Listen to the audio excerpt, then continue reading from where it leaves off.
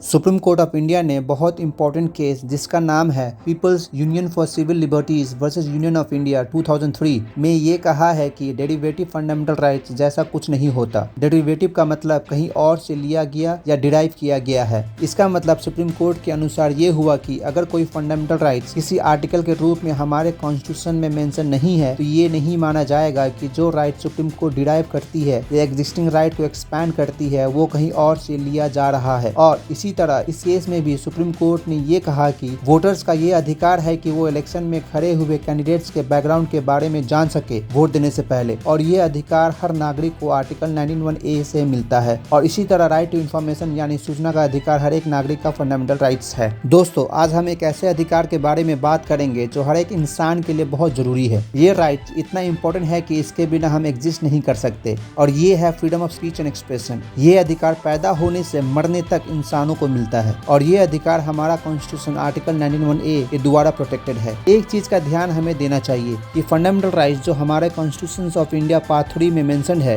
वो हमें ये राइट्स नहीं देती। अगर हम ऐसा कहेंगे और सोचेंगे तो ये कहना होगा कि ये राइट्स कभी भी हमसे वापस लिया जा सकता है। सही शब्दों का इस्तेमाल करना चाहिए, नहीं तो सारा मतलब बदल जाएगा। इसीलिए ये कहना सही होगा कि हमारा कॉन्स्टिट्यूशन पार्ट 3 में जो राइट्स है उसे वो प्रोटेक्ट करती है स्टेट के गलत इरादों से, क्योंकि स्टेट हमेशा चाहेगी कि वो पावर में बना रहे और इसके लिए ये किसी भी हद तक जा सकता है। तो ऐसे में ये कॉन्स्टिट्यूशन ही हर एक नागरिक के अधिकार को प्रोटेक्ट करेगा, क्योंकि ये हर एक नागरिक का बर्थ राइट है जिसे कॉन्स्टिट्यूशन ने प्रोटेक्ट करने का वादा किया है। आइए आर्टिकल 19(1)(a) को और डिटेल में समझते हैं। पहले हमें ये समझना है कि जब ये आर्टिकल 19(1)(a) कॉन्स्टिट्यूएंट असेंबली में रखा गया ताकि बाकी मेंबर इस पे डिबेट कर सके या कुछ सुझाव दे सके, तो उस वक्त ये आर्टिकल 13(1) और आर्टिकल 13(2) के रूप में था। ये तो डिबेट, डिस्कशन और अमेंडमेंट और एडॉप्शन के बाद फाइनली जब इंडियन कॉन्स्टिट्यूशन एडॉप्ट हुआ तब इस आर्टिकल को आर्टिकल 19(1)(a) एंड 19(2) के नाम से एडॉप्ट किया गया। इस आर्टिकल का सिर्फ एक मकसद था कि वो नागरिकों के राइट्स को स्टेट और गवर्नमेंट बॉडी से प्रोटेक्ट किया जाए, और ये राइट का अगर उल्लंघन होता है तो नागरिक सीधे हाई कोर्ट या सुप्रीम कोर्ट अप्रोच कर सकती है। कॉन्स्टिट्यूएंट असेंबली में जब ये freedom of speech and expression article 13(1) and article 13(2) के रूप में रखा गया तो बहुत सारे मेंबर्स ने अपनी ओपिनियन को रखा, जैसे कि दामोदर स्वरूप सेठ ने कहा कि इसमें फ्रीडम ऑफ प्रेस भी मेंशन होना चाहिए। H.V. कामत ने कहा कि हथियार रखने और कैरी करने का राइट्स भी इंक्लूड होना चाहिए। महबूब अली बेग और हुकम सिंह ने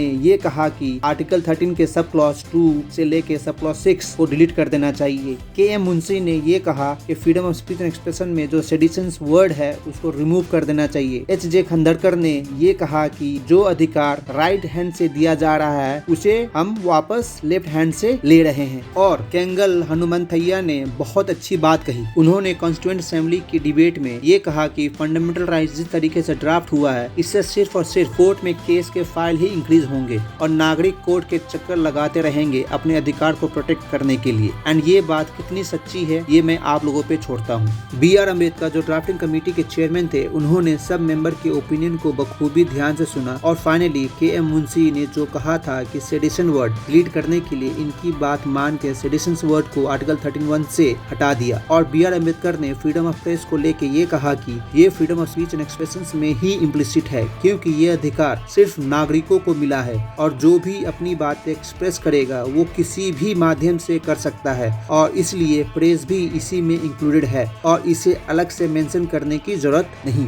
B.R. अम्बेडकर के इसी बात को सुप्रीम कोर्ट ऑफ इंडिया ने कंफर्म किया है freedom of speech and expression पे फर्स्ट केस में, जो कि Romesh Thapar versus State of Madras 1950 है। फिर Brijbhushan versus State of Delhi 1950, उसके बाद express newspaper private versus union of India and others 1958, Sakal paper private limited versus union of India 1962, Bennett Coleman and company versus union of India 1973। And ये सारी landmark judgement के बाद article 19(1)(a) का दायरा बहुत बड़ा हो गया है जो अब फंडामेंटल राइट्स का पार्ट बन गया है, और इसीलिए आर्टिकल 19(1)(a) का मतलब सिर्फ freedom of speech and expression नहीं है बल्कि और भी कुछ है, जैसे कि freedom of press, freedom to disseminate information through publication, circulation, radio, cinematographs, loudspeakers, etc. Freedom to propagate ideas via publications and circulations, right to publish and circulate one ideas, right to collect informations relating to public affairs, right to access the source of informations, right to gather news, right not to publish any news articles, correspondence or any other material, right to advertisement, right not to advertise or refuse to advertise including government advertisement, right not to show anything anything at all on the dictate of any authority, right to know every public act, everything done in a public way by the public authorities, right to criticize government, right to dissent from government, right to criticize public servants and their measures, right to comment on public affairs, right to receive information, right to conduct interview,